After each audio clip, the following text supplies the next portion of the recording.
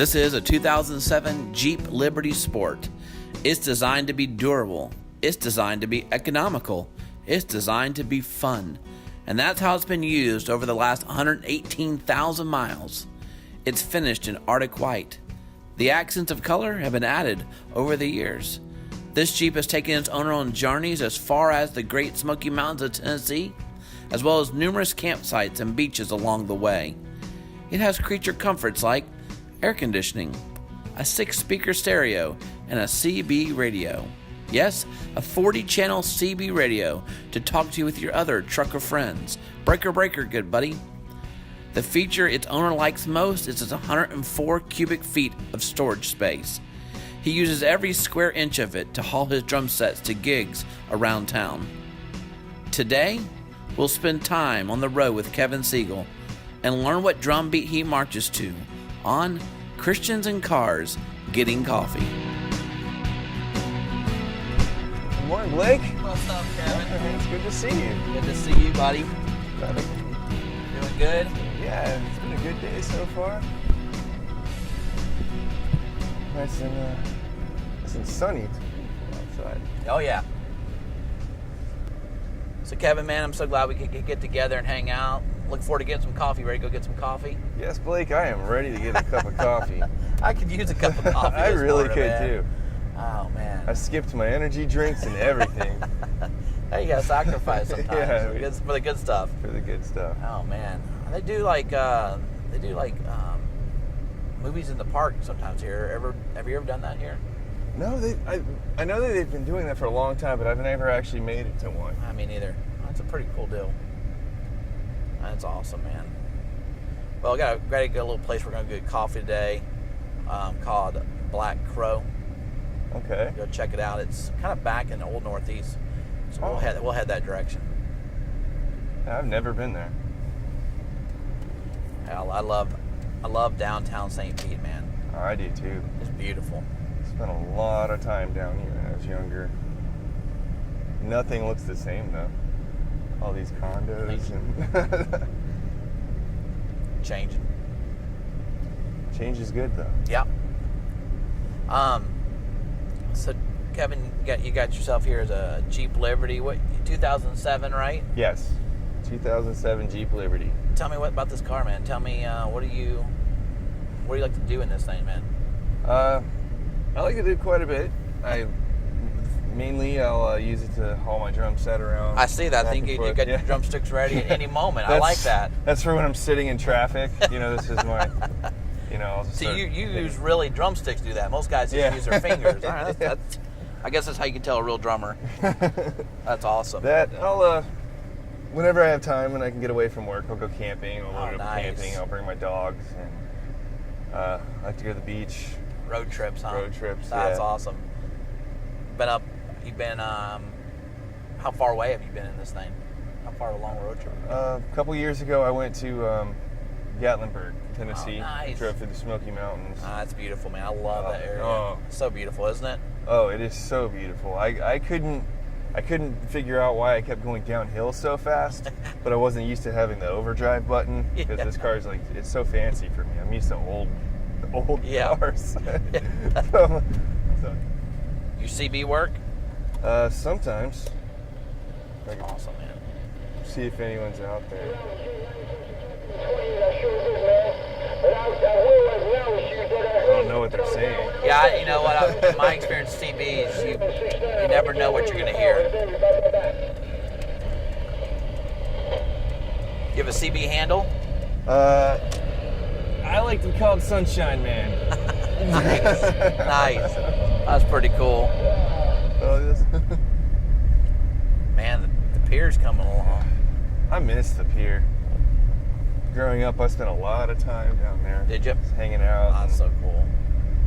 How'd you find Radius, man? Through a family friend who actually attended Radius. I haven't seen her in a while, but she introduced us. It was you did a funeral for one of their family members, and Yeah. That's where I kind of met you the first time, and then just started showing up, and I couldn't believe that there was actually a church out here that considered the people the church and not the building. So that was one of my hardest things about going back to church, because I'd walked away when I was much younger. That's one thing that got me about Radius, is like your heart for this city. It's like, I grew up here. This is my town. Yeah. So I'm like, yes. Yeah. Someone gets it too. We love St. Pete. Kevin, I'm so glad that God woke you up before and you knew you could come to a place that was going to love you, man. So I'm glad you've been here, man. Just seeing God move in your life has been awesome since then. Here's our coffee place. Let's find a place to park. Okay. No park. No park. No park. All right. Let's get some coffee, man. Let's get some coffee.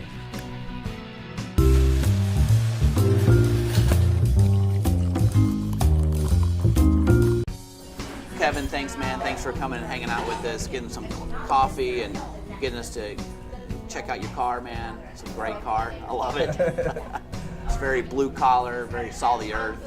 Good car that gets you around. Done. Yeah, it does, doesn't it? Thanks for having me out here. Absolutely, man. Part of doing this is we also want to hear people's journeys, where God's met them in their journey, as we're kind of going through this series on the road. And we just wanted to hear about a time that God has met you on your journey. Well, let me take a sip of coffee here. Yeah. Well, God met me on my journey, or I'd say maybe I met him too, on March 18th of this year, after relapsing because I'm a recovering alcoholic. I spent 18 years of my life pretty much drinking myself to death. Wow. And in the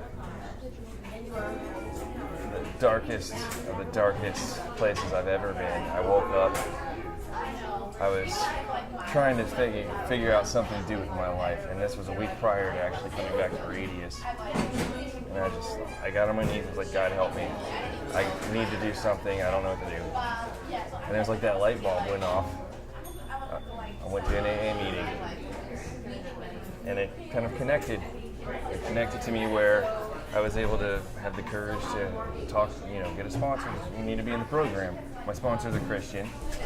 So he starts relating the word. Just happened to be. Yeah, it just happened to be. Yeah. And so he and I got to talking, and we realized that I really didn't have a whole problem with God. I understood it. I grew up in church. I just kind of needed a way to reconnect. And so March 18th, 4 o'clock in the morning, I woke up. I felt the need to go to church. And I remembered Radius because I was there a couple years prior. So I waited for hours before 11 o'clock so I could get there. So I was ready to go. And you were actually talking about Nehemiah rebuilding the wall of Jerusalem and how we need to rebuild our own wall. Start with our house. And that's what clicked. Like, I need to start with my house, and during prayer time, I gave my life to Christ. That's awesome. And I realized it was the first time ever, I tried in my past that, like, I truly gave my life over to the Lord. And through the grace of God, it's 96 days sober today. Hey, congrats, man. That's awesome. Wow. So really, God met you in a journey. You really started intervening after, like you'd said in the car, just like you'd been drinking yourself to death almost. Welcome us. I need to do something different. Found a sponsor who happened to be a Christian. Oh, yeah. God was setting it up the whole time. It was pushing me away. Like, it was the enemy my entire life. It's the gifts that I had when I was younger. I was playing in Christian bands, whether it was guitar or drums, and as soon as I walked away, just because of personal things that were going on in my life and with the church, and it was I couldn't play music anymore. I couldn't draw. I couldn't paint. I couldn't do anything. And any time I would try, it was fruitless. And what I realized is, I was the tree that was bearing bad fruit. Yeah. Everything was getting cut down. Yeah. Wow. That's awesome, man. And how were you kind of nervous when you walked in that Sunday? What it was going to be like? Did you feel welcome? I felt welcome. And I remember I saw you, and you just came up and gave me a high five. I was like an old friend, just welcomed back. Like no judgmental from even people that knew me that had seen me prior.